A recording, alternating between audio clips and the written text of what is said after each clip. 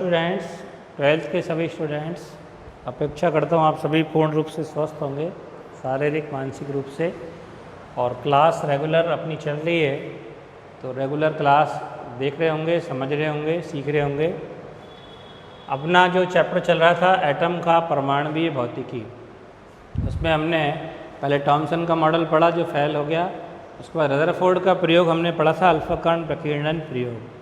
उस प्रयोग से अपने को ये ज्ञात हुआ कि परमाणु जो होता है वो 10⁻⁻10 मीटर त्रिज्या का खोखला गोला होता है, जिसका समस्त धनावेश और संपूर्ण द्रव्यमान उसके मध्य भाग में एक सूक्ष्म स्थान नाभिक में केंद्रित होता है और उतने ही परिमाण का ऋणावेश नाभिक के चारों ओर वितरित होता है। तो इसी बेस पर रदरफोर्ड का परमाणु प्रतिरूप समझाया गया। इन रदरफोर्ड ने अल्फा कण प्रकीर्णन प्रयोग के निष्कर्षों के आधार पर एक परमाणु प्रतिरूप प्रस्तुत किया। तो रदरफोर्ड का परमाणु प्रतिरूप, इन रदरफोर्ड के अकॉर्डिंग परमाणु कैसा होता है, इस चीज़ को समझाने के लिए। तो रदरफोर्ड के अकॉर्डिंग परमाणु क्या है, 10⁻⁻10 मीटर त्रिज्या का खोखला गोला है। ये परमाणु क्या है, 10⁻⁻10 मीटर त्रिज्या का खोखला गोला है। क्या है ये, परमाणु है जो कैसा होता है, 10⁻⁻10 मीटर त्रिज्या का खोखला गोला। इसका समस्त धनावेश और संपूर्ण द्रव्यमान, क्योंकि पहले ही बताया मैंने द्रव्यमान इलेक्ट्रॉनों का कारण नगण्य है, इसलिए द्रव्यमान धनावेश के कारण ही माना जाता है। तो धनावेश और संपूर्ण द्रव्यमान इसके मध्य भाग में एक सूक्ष्म स्थान पर केंद्रित होता है, जिसको कहते हैं नाभिक। नाभिक कहते हैं। अब जो इलेक्ट्रॉन होता है, तो चूँकि इलेक्ट्रॉन स्थिर अवस्था में तो हो नहीं सकता, धनावेश तो यहाँ पे एक जगह केंद्रित है, यानी कि स्थिर पोजीशन में है, स्टेबल पोजीशन में है। लेकिन जो इलेक्ट्रॉन है नेगेटिव चार्ज के रूप में, क्योंकि बाकी का जो खाली स्पेस है, नाभिक की त्रिज्या कितनी होती है, लगभग 10⁻⁻15 मीटर कोटि की होती है, या 10⁻14 कह सकते हैं। यानी इसका लगभग 1/10,000वां भाग है जहाँ पे क्या केंद्रित होता है, पॉजिटिव चार्ज। अब इसके अलावा जो शेष बचा हुआ स्थान है, उसमें किसको होना है, इलेक्ट्रॉनों को, जो कि नेगेटिव चार्ज वाले होते हैं। अब अगर अपन नेगेटिव चार्ज वालों को स्थिर मान लें तो पॉसिबल नहीं है। क्यों नहीं है पॉसिबल, क्योंकि अगर स्थिर मान लिया तो नेगेटिव चार्ज पर पॉजिटिव चार्ज के कारण क्या लगेगा, अट्रैक्शन फोर्स, विद्युत बल जो लगता है कूलाम के अकॉर्डिंग Q1 Q2/r²। तो नेगेटिव चार्ज पर पॉजिटिव चार्ज के द्वारा क्या लगेगा, बल। तो वो नेगेटिव चार्ज वाले भी कहाँ घुस जाएंगे फिर इसी में, नाभिक में। और अगर नेगेटिव चार्ज वाले इलेक्ट्रॉन भी नाभिक में ही मान लिए जाएं, तो फिर परमाणु का अस्तित्व क्या रहा, परमाणु क्या है, फिर ये खाली स्थान क्या काम आएगा, ये किस लिए है, परमाणु क्या बीमारी, फिर तो नाभिक ही नाभिक होना चाहिए। ये कहते परमाणु कुछ होता ही नहीं, लेकिन ऐसा तो नहीं है, परमाणु है।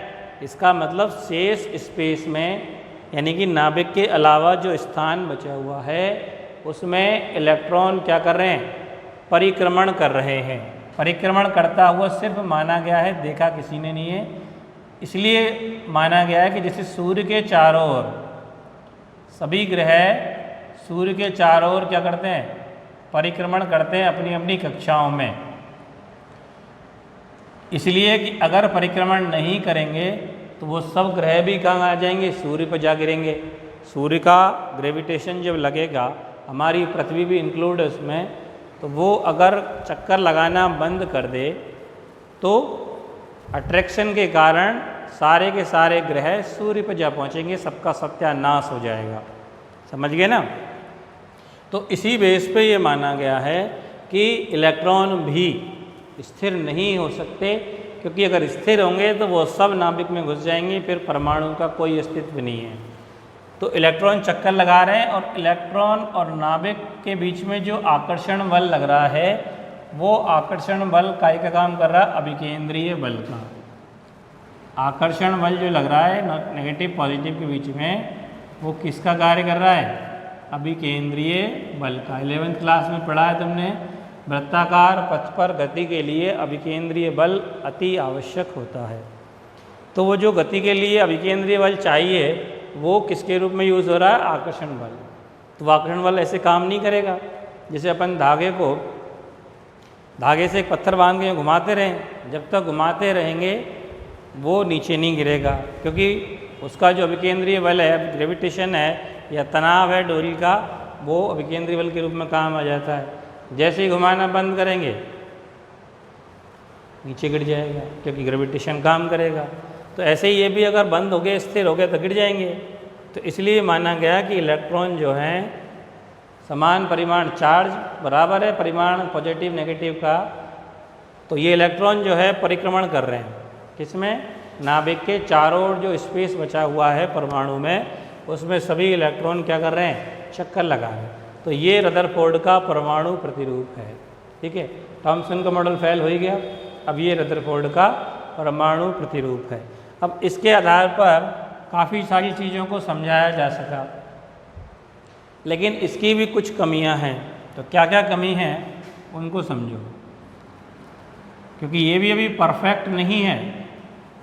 रदरफोर्ड परमाणु प्रतिरूप की कमियां, रदरफोर्ड ने जो दिया है वो अभी पूरी तरह से परफेक्ट नहीं है, क्योंकि इसमें भी कुछ ना कुछ कमियां है। तो इसको ही अपन परमाणु का असली मॉडल नहीं मान सकते। क्या कमी है? नंबर 1, विद्युत गति विज्ञान जो होती है इलेक्ट्रोडायनामिक्स, उसके अकॉर्डिंग, इलेक्ट्रोडायनामिक्स के अकॉर्डिंग, विद्युत गति विज्ञान के अनुसार, फिजिक्स की ही एक ब्रांच है इलेक्ट्रोडायनेमिक्स, विद्युत गति विज्ञान, वो ये कहती है कि जब कोई आवेशित कण गति करता है, खासकर त्वरित गति जब करता है, जब कोई आवेशित कण गति करता है तो गति करता हुआ आवेशित कण विद्युत चुंबकीय तरंगों के रूप में ऊर्जा का उत्सर्जन करता है। तो यहाँ पे भी ये इलेक्ट्रॉन आवेशित कण ही है। अगर ये गति करते हुए विद्युत चुंबकीय तरंगों के रूप में ऊर्जा उत्सर्जन करेंगे तो नेचुरल है कि इनकी ऊर्जा में क्या आएगी? कमी। भाई कोई जब ऊर्जा उत्सर्जित कर दे तो ऊर्जा में क्या आती है? कमी आएगी स्वाभाविक रूप से। और ऊर्जा में अगर कमी आएगी तो इनके वेग में भी कमी आएगी, क्योंकि ऊर्जा, इनकी गतिज ऊर्जा अगर है 12 mv² होती है काइनेटिक एनर्जी, तो काइनेटिक एनर्जी अगर रिड्यूस हो रही है, घट रही है, इसका मतलब वेग घटेगा, मास तो चेंज होता नहीं है। तो वेग अगर घटेगा तो रेडियस घटेगी, त्रिज्या नाभिक की क्या घटेगी? जो परिक्रमण की कक्षा है नाभिक के चारों ओर, जिस कक्षा में इलेक्ट्रॉन चक्कर लगा रहे हैं, उसकी त्रिज्या भी घटती जाएगी। और त्रिज्या जब घटती जाएगी तो अंत में नाभिक इलेक्ट्रॉन कहाँ घुस जाना चाहिए? नाभिक के अंदर। जैसे अपन इस गति को समझाते हैं, ये तुम्हारा नाभिक परमाणु भी है और इलेक्ट्रॉन ने यहाँ से स्टार्ट किया चक्कर लगाना, पहले इसमें चक्कर लगा रहा था, फिर रेडियस घट गई तो इसमें चक्कर लगाने लगा, क्योंकि लगातार ऊर्जा का उत्सर्जन हो रहा है। उत्सर्जन होगा ऊर्जा का, ऊर्जा घटेगी तो वेग घटेगा, वेग घटेगा तो उसके परिक्रमण कक्षा की त्रिज्या भी घटती जाएगी, और त्रिज्या घटेगी तो फिर इस कक्षा में चक्कर लगाएगा इलेक्ट्रॉन। फिर ऐसे घटते घटते इलेक्ट्रॉन की जो परिक्रमण कक्षा है उसकी त्रिज्या घटती जाएगी लगातार, और घटते घटते अंत में उसको कहाँ गिर जाना चाहिए? नाभिक के अंदर। और अगर सारे इलेक्ट्रॉन ऐसा ही करेंगे, क्योंकि ये मैं नहीं कह रहा हूँ या कोई और एक्सप्लेन नहीं कर रहा, इलेक्ट्रोडायनेमिक्स ये कहती है कि गति करता हुआ आवेशित कण ऊर्जा का उत्सर्जन करता है विद्युत चुंबकीय तरंगों के रूप में। तो ऊर्जा जब उत्सर्जित होगी तो ऊर्जा घटेगी, वेग घटेगा, वेग घटेगा तो उसकी परिक्रमण कक्षा की त्रिज्या भी घटेगी, और अगर त्रिज्या घटती है तो धीरे धीरे त्रिज्या घटती जाएगी और अंत में इलेक्ट्रॉन को कहाँ गिर जाना चाहिए, नाभिक के अंदर। लेकिन वास्तव में तो ऐसा नहीं होता, क्योंकि अगर ऐसा होता तो इस परमाणु का कोई अस्तित्व ही नहीं होता, फिर नाभिक ही होता। सारे इलेक्ट्रॉन अब तक नाभिक में गिर चुके होते, गिरने के बाद बाहर निकलने का कोई मतलब ही नहीं है, तो ख़त्म कहानी, परमाणु का अस्तित्व खतरे में, सिर्फ नाभिक होना चाहिए। तो ऐसा तो नहीं है। इसका मतलब ये है कि ऐसा जो इलेक्ट्रोडायनेमिक्स के अकॉर्डिंग होना चाहिए वो नहीं हो रहा। इसका मतलब ये एक रदरफोर्ड के मॉडल की कमी है। यानी रदरफोर्ड ने जो एटम का मॉडल प्रस्तुत किया, वो मॉडल जो है उसमें कुछ न कुछ डिफेक्टिव है, कमियां हैं। तो पहली कमी ये है। दूसरी कमी क्या है, जो विद्युत चुंबकीय तरंगों का उत्सर्जन होता है परमाणु से, विकिरणों के रूप में होता है, जैसे रेडियो तरंगें निकलती हैं, प्रकाश का भी उत्सर्जन होता है। प्रकाश भी क्या है, विद्युत चुंबकीय तरंगें हैं। इसके अलावा माइक्रोवेव्स, परावैंगनी विकिरणें, एक्स किरणें, ये सब क्या है, अपनी विद्युत चुंबकीय तरंगें। तो अगर विद्युत चुंबकीय तरंगों का उत्सर्जन होता है और उनके स्पेक्ट्रम का अध्ययन करें, स्पेक्ट्रम क्या होता है, वर्णक्रम, स्पेक्ट्रम यानी कि वर्णक्रम, और वर्ण मानी वर्ण जो निर्धारित होता है वो कैसे होता है, आवृत्ति या तरंग दैर्घ्य के बेस पर। तो तरंग दैर्घ्य या आवृत्ति का क्रम, सीरियल नंबर, उसको हम कहते हैं वर्णक्रम हिंदी में, और अंग्रेजी में क्या कहते हैं इसको, स्पेक्ट्रम। तो स्पेक्ट्रम जो प्राप्त होता है, अगर यहाँ पे जो अपन देख रहे हैं, जो अभी इसकी थ्योरी अपन ने समझी गति विज्ञान के अनुसार, तो इलेक्ट्रॉन सभी त्रिज्या की कक्षा में परिक्रमण कर रहा है, क्योंकि मैक्सिमम से लेके मिनिमम तक सभी, क्योंकि धीरे धीरे त्रिज्या घट रही है, इसका मतलब मैक्सिमम से मिनिमम तक सारी त्रिज्याओं की कक्षा में इलेक्ट्रॉन परिक्रमण कर रहा है।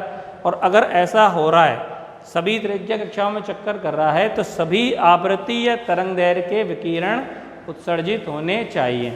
यानी कि मिनिमम से लेकर मैक्सिमम तक सभी आवृत्ति या तरंग दैर्घ्य के विकिरण उत्सर्जित होने चाहिए। और जब सभी तरंग दैर्घ्य या आवृत्ति के विकिरण उत्सर्जित होते हैं तो स्पेक्ट्रम प्राप्त होना चाहिए कैसा, सतत। सतत मतलब कंटिन्यूअस, कोई गैप नहीं उसमें दिखाई नहीं देना चाहिए, क्योंकि जब सभी चीज़ की सभी आवृत्ति तरंग दैर्घ्य के विकिरण है कंटिन्यूअस लगातार, तो उनमें गैप है ही नहीं। गैप नहीं है तो कैसा दिखेगा वो, सतत। यानी स्पेक्ट्रम कैसे प्राप्त होना चाहिए, सतत। लेकिन जब स्पेक्ट्रम को स्पेक्ट्रोस्कोप द्वारा देखते हैं, प्रैक्टिकली स्पेक्ट्रोदर्शी से देखते हैं, तो स्पेक्ट्रम कैसा दिखाई देता है, रेखीय। स्पेक्ट्रम कैसे प्राप्त होता है, रेखीय। तो ये रेखीय स्पेक्ट्रम क्यों प्राप्त हुआ, होना सतत चाहिए था लेकिन नहीं हुआ। प्रैक्टिकली तो कैसा दिख रहा है, रेखीय। तो इस चीज़ को एक्सप्लेन करने में ये रदरफोर्ड का परमाणु मॉडल असफल है। तो ये इसकी बेसिक दो कमियां हैं, जो अगले नए साइंटिस्ट के विचारों के आधार पर, परिकल्पना के आधार पर इन कमियों को दूर करेंगे। ठीक है। अब देखो, जब रदरफोर्ड के मॉडल में कमियां थी, उन कमियों को दूर करते हुए 1913 में साइंटिस्ट नील्स बोर ने एक परिकल्पना प्रस्तुत की। जो कमियां रदरफोर्ड के परमाणु मॉडल में थी, उन कमियों को दूर करते हुए, तो उसमें कुछ इम्पॉर्टेंट पॉइंट्स के रूप में इस परिकल्पना को अपन समझेंगे पॉइंट वाइज।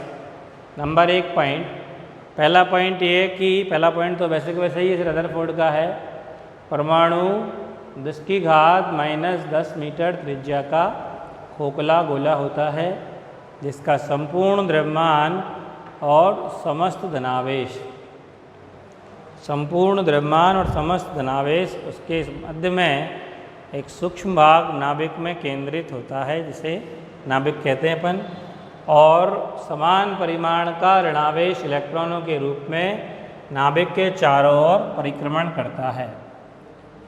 इस गति के लिए आवश्यक अभिकेंद्रीय बल, अभिकेंद्रीय बल कहाँ से मिलेगा, ये इतना कंसेप्ट तो रदरफोर्ड ने भी दिया है।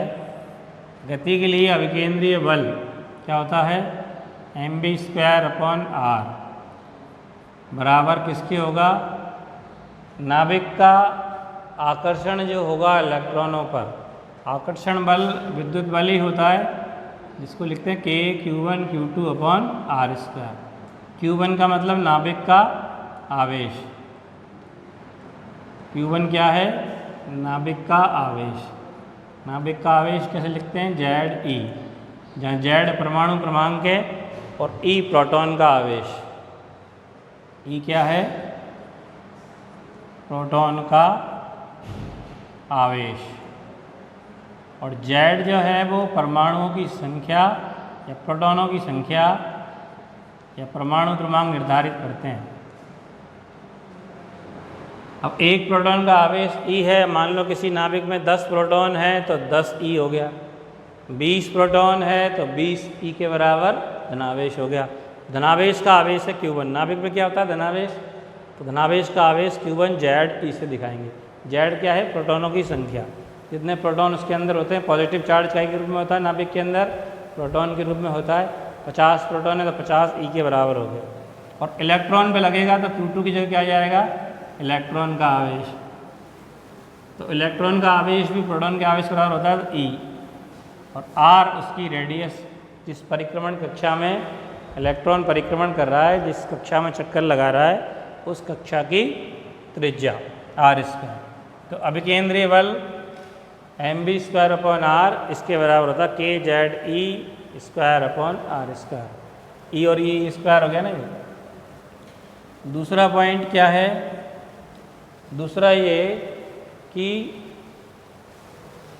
इस प्रकार की जो कक्षाएं हैं जिनमें अभिकेंद्रीय बल KZE square upon R square है, इनमें जो चक्कर लगाएगा तो ये नाभिक की क्या है? स्थायी कक्षाएं हैं। क्या हैं? स्थायी कक्षाएं।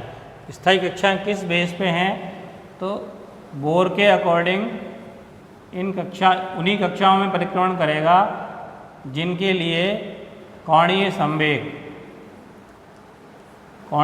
होता है MBR। 11th क्लास में पढ़ चुके हो। कोणीय संवेग होता है J बराबर R क्रॉस P। P का मतलब MBR। तो बोर के अकॉर्डिंग इलेक्ट्रॉन सभी कक्षाओं में चक्कर नहीं लगाएगा।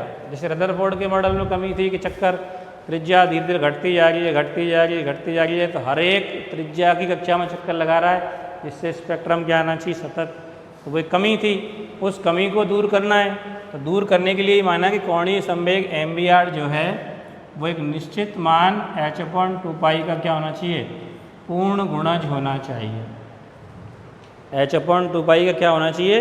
पूर्ण गुणज। पूर्ण गुणज मतलब पूरा गुणा। n का मतलब क्या है? या पूरी संख्या।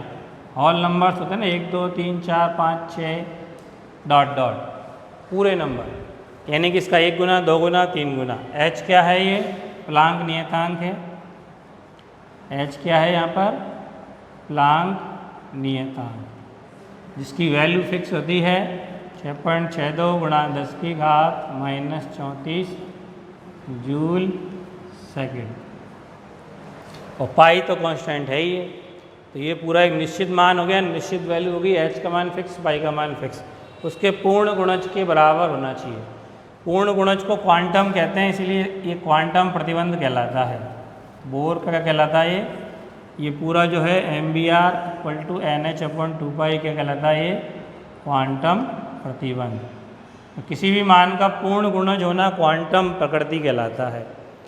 तो बोर के अकॉर्डिंग इलेक्ट्रॉन केवल उन्हीं कक्षाओं में परिक्रमण करेगा जिनका कोणीय संवेग h/2π का क्या हो? पूर्ण गुणज हो। जिनका कोणीय संवेग क्या हो? h/2π का पूर्ण गुणज हो, केवल उन्हीं कक्षाओं में इलेक्ट्रॉन परिक्रमण करेगा। और इन कक्षाओं को अपन कहेंगे इलेक्ट्रॉन की स्थायी कक्षाएं, परमानेंट है। ऐसे नहीं है कि कभी है कभी नहीं है, कभी इनमें चक्कर लगाए कभी नहीं लगाएं। परमानेंट है, इसलिए इन क्या बोलेंगे? स्थायी कक्षाएं। तो पहला पॉइंट तो क्या हो गया कि इलेक्ट्रॉन परिक्रमण करता है नाभिक के चारों ओर, उसको गति के लिए आवश्यक अभिकेंद्रीय बल नाभिक की आकर्षण से मिलता है। अभिकेंद्रीय बल का मान ये होता है। दूसरा पॉइंट, केवल इलेक्ट्रॉन उन्हीं कक्षाओं में परिक्रमण करेगा जिनका कोणीय संवेग h/2π का क्या हो, पूर्ण गुणज हो। पूर्ण गुणज मतलब पूरा गुणा, n का मान 1 2 3 4 5 6, इनसे संबंधित संख्याओं को अपन क्या बोलते हैं, क्वांटम संख्या। n बराबर 1 का मतलब पहली कक्षा हो गई, n बराबर 2 का मतलब दूसरी कक्षा हो गई, n बराबर 3 का मतलब तीसरी कक्षा। इनको क्वांटम संख्याओं से अपन निर्धारित करते हैं, केमिस्ट्री में इसको पढ़ चुके हैं।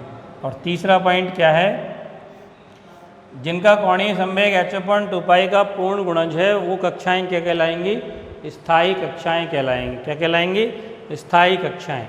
और बोर के अकॉर्डिंग अगर इलेक्ट्रॉन स्थायी कक्षा में परिक्रमण कर रहा है तो वो किसी भी प्रकार से विद्युत चुंबकीय तरंगों के रूप में ऊर्जा उत्सर्जन नहीं करेगा। जैसा कि अपन ने रदरफोर्ड के एटम मॉडल में कमी निकालते समय बताया था इलेक्ट्रोडायनेमिक्स के अकॉर्डिंग, तो वो जो कमी थी उस कमी को दूर करना चाहता है बोर, इसीलिए उसने मान के चला पहले ही कि इलेक्ट्रॉन जब स्थायी कक्षाओं में परिक्रमण करेगा तो किसी भी प्रकार की ऊर्जा का कोई उत्सर्जन नहीं करेगा। तो ठीक है, ये 3 पॉइंट हो गए। अब उत्सर्जन कब करेगा, क्योंकि उत्सर्जन तो होता है परमाणु से, कभी प्रकाश के रूप में, कभी रेडियो तरंगों के रूप में, कभी एक्स किरणों के रूप में उत्सर्जन तो होगा। तो कब होगा, तो बोर की परिकल्पना के अनुसार उत्सर्जन कब होगा, जब परमाणु को कोई ऊर्जा प्रदान की जाती है। परमाणु को क्या दी जाए, ऊर्जा, किसी भी प्रकार की ऊर्जा हो, प्रकाश के रूप में या टेम्परेचर ताप ऊष्मा के रूप में या इलेक्ट्रो विद्युत क्षेत्र के रूप में ऊर्जा दी जाए तो उसकी निम्न कक्षा के इलेक्ट्रॉन, निम्न से मतलब निम्न क्रमांक जो होते हैं, निम्न कक्षा के इलेक्ट्रॉन कहाँ चले जाएंगे, उच्च कक्षा में। यहाँ का जो इलेक्ट्रॉन है वो शिफ्ट हो जाएगा कहाँ, उच्च कक्षा में। निम्न कक्षा मतलब n बराबर 1, मतलब मान लो किसी की 3 कक्षाएं 1 2 3, तो n बराबर 1 वो निम्न कक्षा हो गई, n बराबर 3 क्या हो गई, अपर कक्षा हो गई, उच्च कक्षा हो गई। तो 1 से 3 में अगर चला गया तो निम्न कक्षा के इलेक्ट्रॉन कहाँ चला गए, उच्च कक्षा में चले गए। तो कब जाए, जब ऊर्जा इनको मिलेगी, परमाणु को जब ऊर्जा मिलेगी तो इस ऊर्जा को ग्रहण करके या अवशोषित करके, भाई किसी चीज़ को ऊर्जा मिले तो वो एक्साइटेड होता है, उत्तेजित हो जाता है। इस प्रक्रिया को क्या कहते हैं, उत्तेजन कहते हैं। क्या कहते हैं इसको, उत्तेजन। परमाणु का उत्तेजित हो जाना, उत्तेजन होना, यानी निम्न कक्षा का इलेक्ट्रॉन उच्च कक्षा में उत्तेजित हो गया। लेकिन उत्तेजन में रहने का समय होता है लगभग 10⁻⁸ सेकेंड। उच्च कक्षा में केवल वो कितना समय रहेगा, 10⁻⁸ सेकेंड। उसके बाद वापस अपनी मूल कक्षा में आएगा। वापस क्या आएगा, मूल कक्षा में। और जैसे ही मूल कक्षा में आएगा वो जो ग्रहण की गई ऊर्जा है उसको फोटोन के रूप में उत्सर्जित कर देगा। फोटोन अपन ने पढ़ा ना, न्यू आवृत्ति होती है। तो ये ऊर्जा जब उत्सर्जित होती है उसका रीज़न ये समझाया, मतलब परमाणु से प्रकाश, रेडियो तरंगें या सूक्ष्म तरंगों के रूप में ऊर्जा उत्सर्जित होने के कारण का क्या होता है, जब परमाणु को बाहर से कोई ऊर्जा प्रदान की जाती है तो उसकी निम्न कक्षा के इलेक्ट्रॉन कहाँ चले जाते हैं, उच्च कक्षा में। उत्तेजित हो जाता है परमाणु। क्या कहते हैं इसको, उत्तेजित होना। उत्तेजित अवस्था में केवल कितना समय रहता है वो, 10⁻⁸ सेकेंड। और वापस फिर से वो मूल कक्षा में आ जाएगा, यानी उसके जो इलेक्ट्रॉन जहाँ गए थे, n बराबर 1 से मान लो 3 में गए तो 3 से वापस 1 में ही आ जाएंगे। तो जब वापस आएंगे तो जो ऊर्जा उसने ग्रहण की उसी ऊर्जा को फिर फोटोन के रूप में उत्सर्जित कर देंगे। और ये फोटोन की आवृत्ति पर डिपेंड करेगा कि फोटोन किस रेंज का है, यानी प्रकाश के रूप में उत्सर्जन करे या रेडियो तरंगों के रूप में उत्सर्जन करे, तो वो दी गई ऊर्जा पर भी डिपेंड करेगा। तो ये जो hν फोटोन की ऊर्जा है वो किसके बराबर हो गई, अपर कक्षा की ऊर्जा। मान लो इसकी ऊर्जा En2 और इसकी ऊर्जा En1। n1 मतलब निम्न कक्षा और n2 मतलब उच्च कक्षा। तो इन दोनों के डिफरेंस के बराबर। En2 क्या है, उच्च कक्षा की ऊर्जा, और En1 क्या है? निम्न कक्षा की ऊर्जा। तो फोटोन की ऊर्जा जो है वो En2 माइनस En1 यानी इनके डिफरेंस के बराबर होगी। En2 माइनस En1 के बराबर होगी। तो जितनी ऊर्जा का अंतर है, जितनी ऊर्जा तुम दोगे उस पर डिपेंड करेगा। ज़्यादा ऊर्जा दोगे तो 1 से 2 की जगह 3 में जाएगा, या 4 में चला गया, 5 में चला गया। उतनी ज़्यादा डिफरेंस होगा, उतनी ज़्यादा ऊर्जा का फिर फोटोन निकलेगा। और वो फोटोन की आवृत्ति के हिसाब से वो प्रकाश ऊर्जा हो सकती है, रेडियो तरंग हो सकती है, सूक्ष्म तरंग हो सकती है, कोई भी तरंग हो सकती है। इसीलिए विद्युत चुम्बकीय तरंग अलग अलग प्रकार की होती है। ठीक है।